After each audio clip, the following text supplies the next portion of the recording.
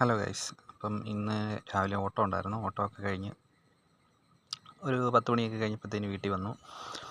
അങ്ങനെ വീട്ടിൽ വന്നൊരു കുളിയൊക്കെ പാസ്സാക്കിയിട്ട് ഇങ്ങനെ ഇരുന്നപ്പം വെറുതെ അമ്മയോട് ചോദിച്ചു, അമ്മേ ഇന്ന് ഉച്ചയ്ക്ക് എന്നാ കഴിക്കാൻ ഉണ്ടാക്കുന്ന കറി എന്നാന്ന് ചോദിച്ചപ്പോൾ അമ്മ പറഞ്ഞു, എടാ ഇന്ന് മാങ്ങാക്കറി വെക്കാമെന്ന് പറഞ്ഞു. മാങ്ങാ പുളിശ്ശേരി.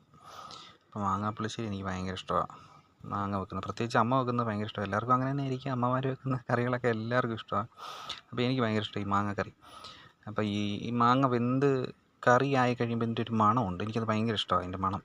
അപ്പോൾ അത് കാരണം ഞാൻ ഈ മാങ്ങാക്കറി വെക്കുന്ന ദിവസം മിക്ക ദിവസവും ഞാനിങ്ങനെ സൈഡിൽ നിന്ന് മാറത്തില്ല. മാങ്ങയൊക്കെ പൂളി ഇടുമ്പം അതിൻ്റെ ഓരോ കഷ്ണമൊക്കെ പറക്കി തിന്ന് ഇങ്ങനെ അടുക്കള വഴി ചുറ്റി പറ്റിയൊക്കെ നടക്കും.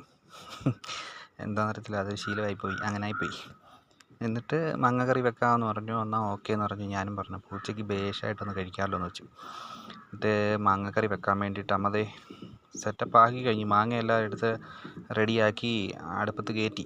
അപ്പം ഞാനെന്നാൽ പിന്നെ അവിടെ നിന്ന് മാറുന്നില്ല കേട്ടോ, അവിടെ തന്നെ നിൽക്കുക.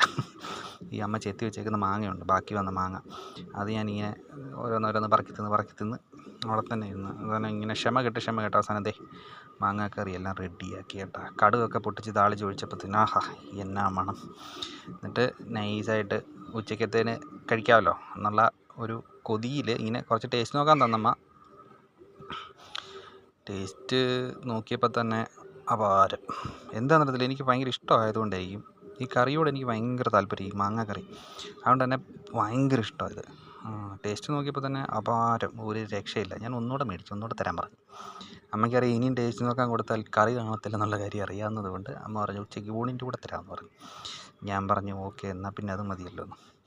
കുറച്ച് കഴിഞ്ഞ് വീണ്ടും വന്ന് നൈസായിട്ട് ടേസ്റ്റ് നോക്കാം എന്നുള്ള ഒരു ആഗ്രഹമുണ്ട് മനസ്സിൽ. നടന്ന് ഇല്ല. അപ്പോൾ ഇത്രയേ ഉള്ളൂ. വീട്ടിലിരിക്കുന്ന ദിവസം എല്ലാവരും നല്ല വീട്ടിലെ ഭക്ഷണമൊക്കെ കഴിച്ച് നന്നായിട്ട് കഴിക്കുക. വീട്ടു ഭക്ഷണം ഒരു പ്രത്യേക രുചിയല്ലേ എല്ലാവർക്കും. Okay, Tata, bye bye.